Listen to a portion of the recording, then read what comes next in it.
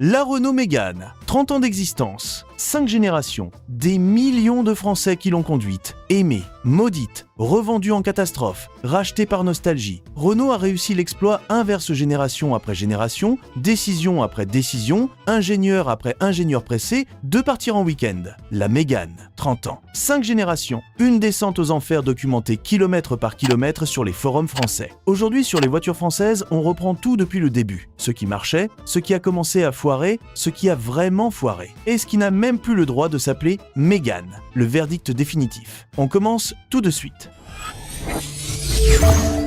Génération 1, Renault Mégane 1. 1995 à 2002. La Mégane que Renault a réussi du premier coup, ce qui prouve qu'ils étaient capables de le faire, et rend toutes les décisions suivantes encore plus difficiles à expliquer. La Renault Mégane 1, 1995. Renault sort cette voiture pour remplacer la Renault D9. Et franchement, ils n'avaient pas le droit de rater leur coup. Résultat, voiture de l'année 1997. Moteur Xcept M, 1,6 L atmosphérique sous le capot, le même bloc légendaire qu'on retrouvera ensuite dans la Logan E qu'on vous a présenté en saison 1, pas de turbo, pas de double embrayage, pas d'ingénieur qui a eu une idée révolutionnaire à 18h un jeudi, juste un moteur simple qui démarre le matin, fait son travail et rentre chez lui sans appeler au secours, disponible en hatchback, break, coupé, cabriolet et même spider.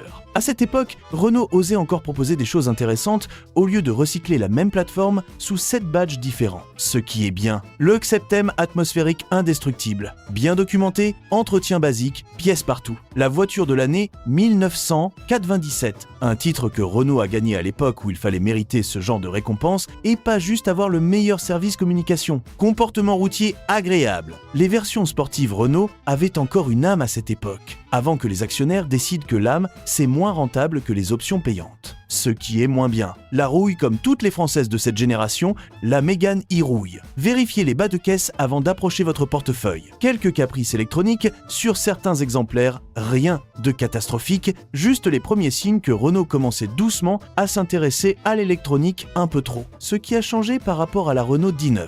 Tout. La 19 commençait à ressembler à une voiture conçue dans les années 80, ce qui était normal vu qu'elle l'était. La Mégane E remet Renault dans la compétition européenne. Design, sécurité, habitabilité, tout progresse d'un coup. Mini verdict. Mégane E, une réussite complète. Renault savait encore ce qu'ils faisaient. Preuve que quand ils essayaient vraiment, ils y arrivaient. Dommage que ça ne leur soit pas arrivé plus souvent après.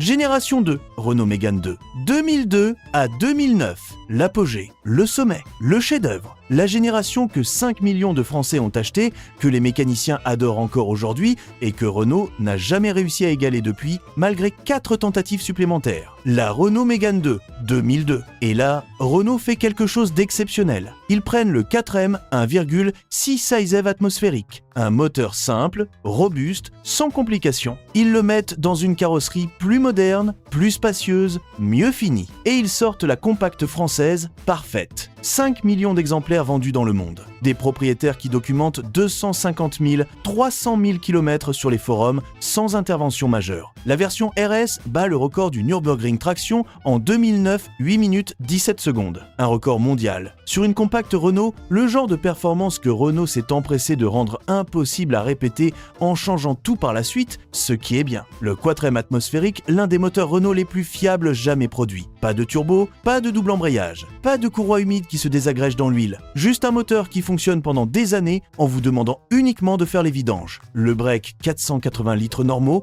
1370 litres banquette rabattu. Vous pouvez déménager un appartement dedans. Certaines versions Flex Fuel et Quattro 25 moins d'€1 le litre. Le comportement routier à cette époque, Renault savait encore que les gens conduisaient leur voiture et que c'était censé être agréable. En occasion entre 2500 et 6000 €. 1000 fois moins cher qu'une révision sur une Mégane 10 chez le concessionnaire. Ce qui est moins bien. Les bobines d'allumage tombent en panne à 80 000,120 000 km avec une ponctualité qui ferait honte à la SNCF. Ah, coup au ralenti. Moteur sur 3 cylindres, le symptôme que tout propriétaire de quatrème reconnaît dans son sommeil. Pas cher à réparer, mais prévisible comme un impôt. Les lève-vitres électriques, le défaut national de toutes les Renault de cette époque. On dirait qu'ils ont commandé les lève-vitres à un fournisseur qui avait juré de ruiner les week-ends des propriétaires. Ce qui a changé par rapport à la 1. Habitabilité en progrès réel. Qualité de finition meilleure. 5 étoiles Euro NCAP. Le 4M remplace le 4M plus moderne, tout aussi fiable. La Mégane 2 est strictement meilleure que la i. Sur tout, Renault avait trouvé la formule parfaite et s'en rendait pas compte encore. Mini verdict. Mégane 2, l'apogée absolue de l'histoire de la Mégane. Le moteur légendaire, le châssis de référence, le record du Nürburgring. 5 millions vendus. Et la dernière fois que Renault a eu raison sur tous les tableaux simultanément, 500 abonnés. On ne s'attendait pas à ça aussi vite. Merci à chacun d'entre vous qui regarde, commente et partage. C'est vous qui faites tourner cette chaîne. Prochain objectif, 1000. Si vous n'êtes pas encore abonné et que vous regardez régulièrement, le bouton est juste en dessous. Ça ne coûte rien et ça aide énormément. On continue.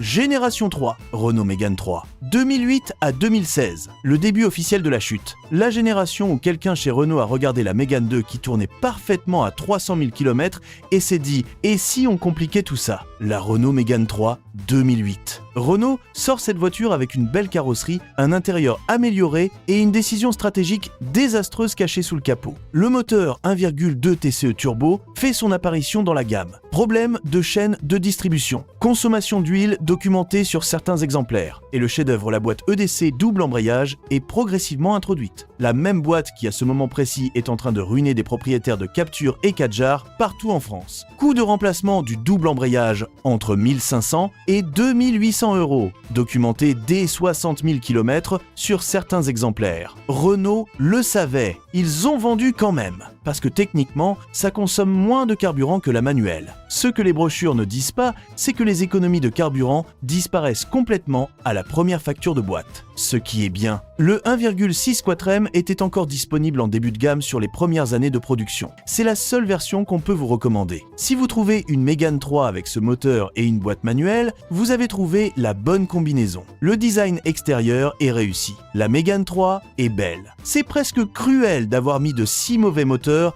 dans une si jolie carrosserie. La version RS avec le F4R2T reste solide pour les passionnés, ce qui est moins bien. Le 1,2 TCE, chaîne de distribution qui étire, consommation d'huile, problème documenté avant 100 000 km, l'EDC la boîte qui transforme chaque manœuvre de parking en expérience de jeu de hasard. Plus lourde que la 2, quelqu'un chez Renault a décidé que la Mégane devait grossir comme si c'était une obligation contractuelle à chaque génération, ce qui a changé par rapport à la 2. Design plus moderne. C'est à peu près la seule bonne nouvelle. La fiabilité se dégrade sur les nouvelles motorisations, le poids augmente, la complexité augmente, le plaisir de conduite diminue. Renault a regardé la Mégane 2 parfaite et a décidé de la moderniser. Exactement comme quand quelqu'un décide de rénover une vieille maison qui fonctionnait très bien et se retrouve à l'hôtel 6 mois plus tard pendant les travaux. Mini verdict. Mégane 3, une belle voiture avec de mauvais moteurs. La seule version recommandable, c'est le 1,6 quatrème des premières années. Tout le reste, fuyez aussi vite que l'EDC en mode dégradé vous le permettra.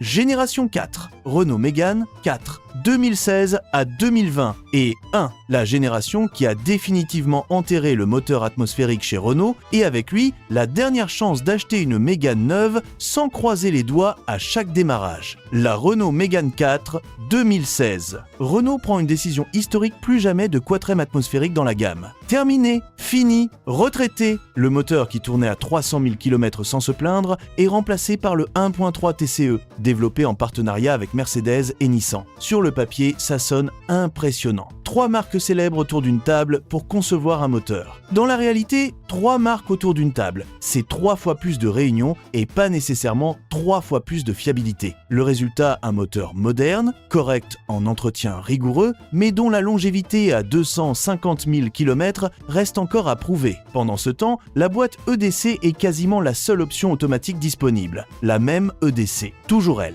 ce qui est bien. L'habitacle, enfin. La Mégane 4 a un intérieur digne du prix qu'elle coûte. Qualité des matériaux en progrès réel. Le grand écran central, Apple CarPlay, les aides à la conduite moderne. Sur ces points, Renault a fait du bon travail. La RS Trophy 300 chevaux pour les passionnés qui font les vidanges tous les 10 000 km et qui connaissent leur mécanicien par son prénom, c'est une voiture remarquable. Ce qui est moins bien, plus aucun moteur atmosphérique, aucune option simple et robuste pour le grand public. Le 1,3 TCE dépend entièrement d'un entretien rigoureux pour sa longévité, exactement la mauvaise nouvelle pour les gens qui achètent une voiture pas chère et font les révisions tous les 2 ans. Dépréciation rapide sur le marché de l'occasion, ce n'est pas un hasard, c'est le marché qui a lu les forums. Et le prix neuf, entre 25 000 et 40 000 euros pour une compacte. Pour le même argent, vous achetez 2 Mégane 2 en parfait état et vous gardez assez pour les entretenir pendant 10 ans, ce qui a changé par rapport à la 3. Qualité perçue en progrès, technologie en progrès, fiabilité sur les versions courantes, pas d'amélioration significative documentée. Le TCE est plus moderne que le vieux 1,2, mais la philosophie est identique turbine. Complexité, coût total de possession en hausse. Mini verdict. Mégane 4, la Mégane la mieux équipée et la plus chère à posséder sur la durée. Belle à l'intérieur, risquée sous le capot. Uniquement la RS pour les passionnés sérieux. Pour le reste du monde, regardez ailleurs.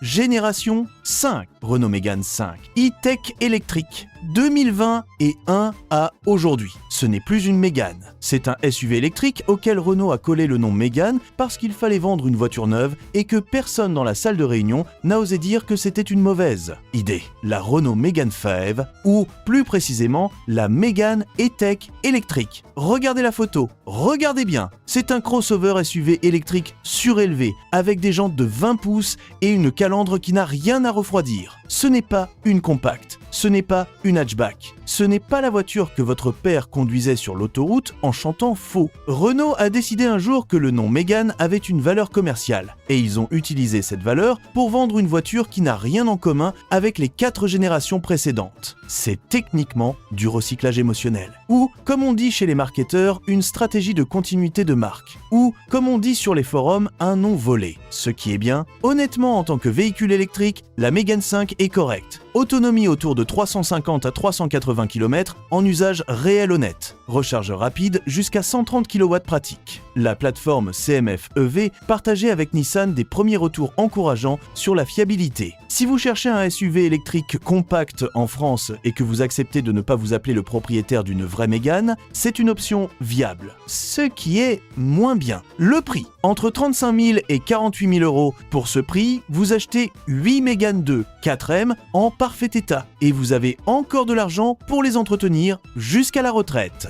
La batterie, dont la longévité sur 15 ans reste une question ouverte, les premières générations d'EV répondront à cette question d'ici 2030 et pas avant. La dépendance au réseau Renault pour les mises à jour logicielles, votre voiture a besoin de visites chez le concessionnaire, non pas pour des problèmes mécaniques, mais pour des mises à jour comme votre téléphone. Et enfin, ce n'est pas une Mégane. Ce point mérite d'être dit une deuxième fois clairement. Ce qui a changé par rapport à la 4, motorisation entièrement électrique, plus de moteur thermique du tout, carrosserie SUV, fini la hatchback, usage complètement différent. Renault a tué la Mégane hatchback silencieusement entre la 4 et la V, et a mis un SUV électrique dans le cercueil avec le même prénom gravé dessus. Mini verdict. En tant que SUV électrique, 6 dixièmes. Correct, honnête, fonctionnel. En tant que Mégane, 1 dixième. Ce n'est pas une Mégane, c'est une imposture bien habillée. Renault aurait dû l'appeler autrement et laisser la Mégane reposer en paix avec dignité. Le verdict final, le classement définitif. Rang 5, Mégane 5. Belle voiture, mauvais nom, identité volée. Si vous cherchez un SUV électrique, d'accord. Si vous cherchez une Mégane, regardez les générations précédentes. Rang 4 Mégane 4. Bien équipé, trop cher. Moteur atmosphérique éliminé. Uniquement pour les passionnés RS avec un bon mécanicien. Rang 3 Mégane i. Solide, simple. La fondation honnête, mais trop vieille pour une utilisation quotidienne sereine en 2026. Rang de Mégane 3. Jolie carrosserie, mauvais moteur. Le 1,6 quatrème des premières années, sauf quelques exemplaires de la liste noire, mais c'est tout. Rang à Mégane 2. Sans discussion, sans appel, sans exception, le 4ème atmosphérique. 5 millions vendus. Le Nürburgring, 300 000 km documentés sur les forums. L'habitabilité parfaite. Le break qui peut déménager un appartement, en occasion entre 2500 et 6000 euros. Rien ne la bat dans cette catégorie à ce prix en 2026. La Mégane 2, c'est la dernière Mégane faite pour durer. C'est la dernière fois que Renault a mis l'ingénierie avant le marketing. C'est la dernière fois que quelqu'un dans ce bureau a dit « faisons une voiture qui tient 300 000 km » et que tout le monde autour de la table a été d'accord sans poser de questions sur la marge bénéficiaire des pièces détachées. Et vous, quelle génération vous avez eue? Laquelle vous a rendu heureux? Et laquelle vous a coûté une fortune? Dites-le en commentaire, je lis tout. Si cette vidéo vous a aidé, likez, partagez et abonnez-vous aux voitures françaises. Ça ne coûte rien et ça aide énormément. À très bientôt.